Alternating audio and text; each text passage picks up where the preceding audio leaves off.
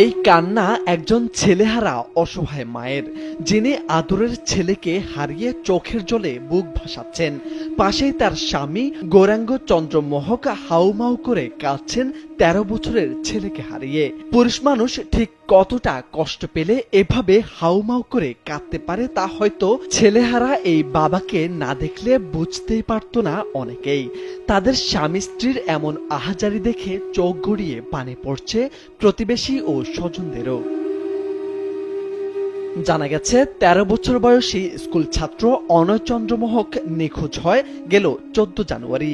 পরে অচেনা নম্বর থেকে তার বাবা মাকে ফোন দিয়ে জানানো হয় তাদের ছেলেকে অপহরণ করা হয়েছে। ইডেন বে কক্সবাজার সমুদ্র সৈকতের উপর নিজেদের একটি ঠিকানা। মাত্র 5 লাখ টাকায় আপনিও হয়ে যেতে পারেন এই হোটেলের মালিক। 1 লাখ টাকা মুক্তিপণ দিলে ছেলেকে ফেরত দেওয়া হবে। বাবা মায়ের মন, সন্তানকে ফিরে পেতে সবকিছুই দিতে রাজি তারা। তাই কথা মতো প্রথমে 20,000 এবং দ্বিতীয়বার 80,000 টাকা দেওয়া হয় অপহরণকারীদের। মুক্তিপণের টাকা দেওয়ার পর তাদের ছেলেকে ফিরে পান, তবে জীবিত নয়। নিখোঁজের 5 দিন পর রবিবার বিকেলে আড়িয়াল খান নদে ভেসে ওঠে ছেলের মরদেহ।